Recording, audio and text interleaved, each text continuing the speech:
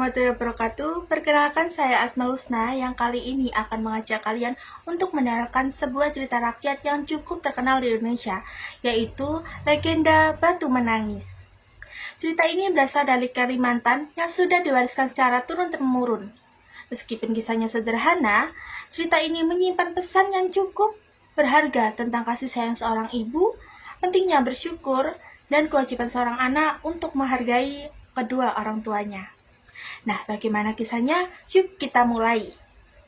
Pada zaman dahulu, di sebuah desa yang tenang di Kalimantan, hiduplah seorang janda tua bersama putri sematawayangnya. Sejak suaminya meninggal dunia, sang ibu harus bekerja sendirian untuk memenuhi kebutuhan hidup mereka. Setiap pagi ia pergi ke ladang, mencari kayu bakar, menanam sayur, dan melakukan pekerjaan berat lainnya. Semua itu ia lakukan demi satu tujuan, yaitu agar putrinya hidup dengan layak. Meskipun kehidupan mereka jauh dari kata mewah, sang ibu tidak pernah mengeluh.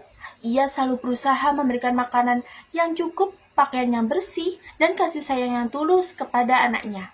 Baginya, kebahagiaan anaknya adalah kebahagiaannya juga. Seiring berjalannya waktu, putri itu tumbuh menjadi gadis yang sangat cantik.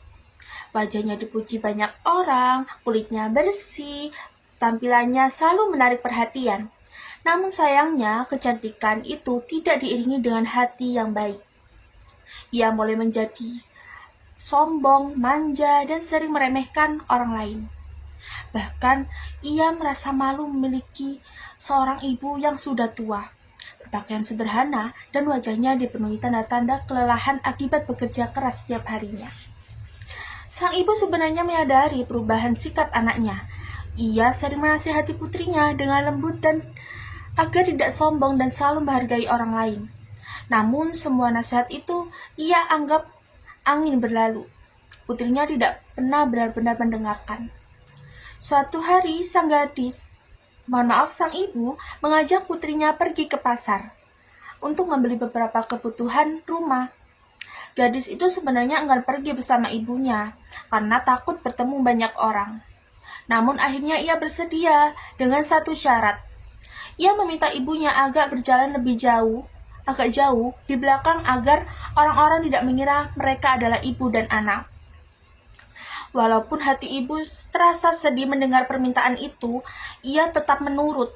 Ia berjalan di belakang sambil memikul keranjang yang berisi hasil kebun dan barang-barang yang cukup berat. Sementara sang gadis berjalan di depan dengan pakaian terbaik yang ia miliki. Dalam perjalanan menuju pasar, banyak orang-orang memandang mereka. Kecantikan sang gadis memang membuat siapa saja terpikat. Tidak sedikit yang bertanya padanya, "Wah, gadis cantik, siapa wanita di belakangmu itu? Apakah beliau ibumu?" Mendengar pertanyaan itu, wajah sang gadis langsung berubah. Dengan cepat ia menjawab, "Bukan, dia hanya pembantuku." Jawaban itu terdengar begitu dingin. Sang ibu yang berada tidak jauh di belakang hanya bisa menundukkan kepala. Hatinya sangat sedih, tetapi ia memilih diam. Mereka pun melanjutkan perjalanan. Beberapa saat kemudian, mereka kembali bertemu dengan orang lain yang mengajukan pertanyaan yang sama. "Kalian terlihat berjalan bersama. Apakah wanita itu ibumu?"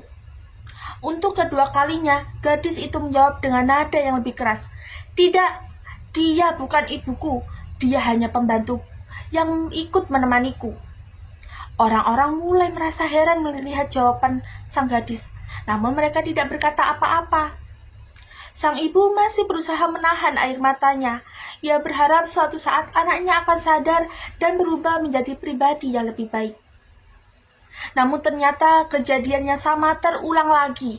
Semakin banyak orang yang bertanya, semakin keras pun sang gadis menjawab, wanita itu bukan ibunya. Bahkan ia mulai membentak dan memperlakukan ibunya dengan kasar di hadapan banyak orang. Saat itulah hati ibu benar-benar hancur. Ia merasa bukan karena dirinya dihina, tetapi karena anak yang sangat ia sayanginya telah kehilangan rasa hormat dan kasih sayang kepada dirinya. Dengan langkah yang pelan, sang ibu berhenti berjalan. Ia menengadah kedua tangannya ke langit dengan air mata yang terus mengalir, dan ia berdoa kepada Tuhan, "Ya Tuhan, selama ini aku selalu menyayanginya dan memaafkan semua kesalahannya. Tetapi hari ini hatiku benar-benar terluka. Jika memang dia anakku, jika Engkau berkenan, berilah pelajaran agar ia menyadari kesalahannya." Tak lama setelah doa itu terucap, langit tiba-tiba mendung. Angin bertiup lebih kencang dari biasanya. Sang gadis mulai merasakan sesuatu yang aneh pada kakinya. "Ibu, kakiku tidak bisa digerakkan," teriaknya. Ia melihat kedua kakinya perlahan berubah menjadi batu. Rasa panik mulai menyelimuti dirinya. Perubahan itu terus naik hingga lutut, pinggang, dada, lalu ke seluruh tubuhnya. Sang gadis menangis sejadi-jadinya. "Ibu, maafkan aku. Aku mengakui kesalahan. Tolong aku, Ibu. Jangan tinggalkan aku." Tangisan itu semakin keras. Ia benar-benar menyesali semua perbuatannya. Namun penyesalan itu datang ketika semua sudah terlambat.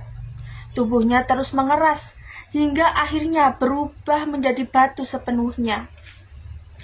Konon batu itu masih tampak seperti mengeluarkan tetesan air yang menyerupai air mata. Karena itulah masyarakat kemudian menamainya batu menangis. Batu tersebut dipercaya menjadi pengingat akan kisah seorang anak yang terlambat menyadari kesalahannya kepada ibu yang telah membesarkan dan menyayanginya dengan sepenuh hati. Teman-teman, dari cerita ini kita bisa mengambil banyak pelajaran. Orang tua mungkin tidak selalu memberikan harta yang melimpah dan penampilan yang sempurna. Namun mereka selalu memberikan kasih sayang, pengorbanan, dan doa yang terbaik untuk anak-anaknya. Karena itu, jangan pernah merasa malu terhadap orang tua kita. Hormati mereka, berbicaralah dengan sopan, dan hargai setiap pengorbanan yang telah mereka lakukan. Demikian kisah legenda Batu Menangis. Semoga cerita ini tidak hanya menjadi hiburan, tetapi juga menjadi pengingat bagi kita semua untuk selalu berbakti kepada orang tua. Dan terima kasih telah mendengarkan. Assalamualaikum warahmatullahi wabarakatuh.